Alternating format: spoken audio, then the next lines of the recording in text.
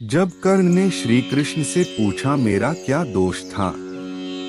कर्ण ने कृष्ण से पूछा, मेरा जन्म होते ही मेरी माँ ने मुझे त्याग दिया, क्या अवैध संतान होना मेरा दोष था। द्रोणाचार्य ने मुझे सिखाया नहीं क्योंकि मैं क्षत्रिय पुत्र नहीं था। परशुराम जी ने मुझे सिखाया तो सही, परंतु श्राप दे दिया कि जिस वक्त मुझे उस विद्या की सर्वाधिक आवश्यकता होगी मुझे उसका विस्मरण होगा, क्योंकि उनके अनुसार मैं क्षत्रिय नहीं था।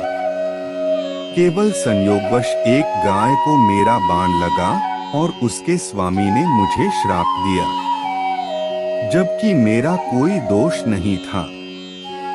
द्रौपदी स्वयंवर में मेरा अपमान किया गया।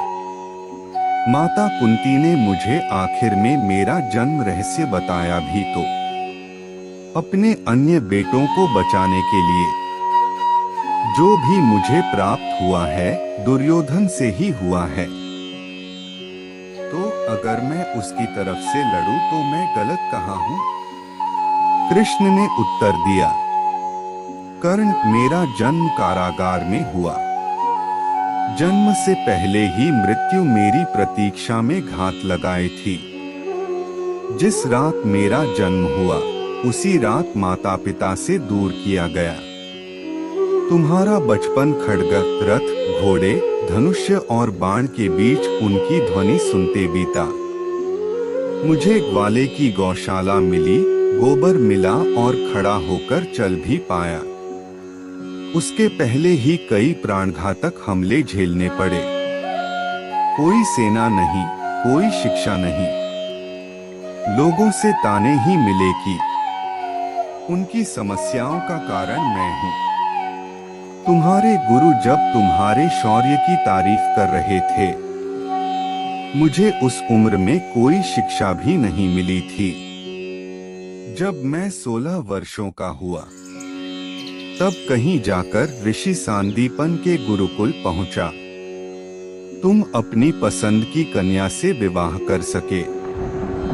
जिस कन्या से मैंने प्रेम किया वो मुझे नहीं मिली और उनसे विवाह करने पड़े जिन्हें मेरी चाहत थी या जिनको मैंने राक्षसों से बचाया था। मेरे पूरे समाज को यमुना के किनारे से हटाकर एक दूर समुद्र के किनारे बसाना पड़ा, उन्हें जरासंध से बचाने के लिए। रण से पलायन के कारण मुझे भीरू भी कहा गया। अगर दुर्योधन युद्ध जीतता है तो तुम्हें बहुत श्रेय मिलेगा। धर्मराज अगर जीतता है तो मुझे क्या मिलेगा। मुझे केवल युद्ध और युद्ध से निर्माण हुई समस्याओं के लिए दोष दिया जाएगा।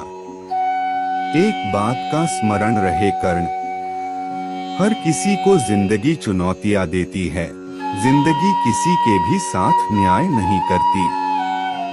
दुर्योधन ने अन्याय का सामना किया है तो युधिष्ठिर ने भी अन्याय भुगता है। लेकिन सत्य धर्म क्या है यह तुम जानते हो। कोई बात नहीं, अगर कितना ही अपमान हो, जो हमारा अधिकार है वो हमें ना मिल पाए। महत्व इस बात का है कि तुम उस समय उस संकट का सामना कैसे करते हो।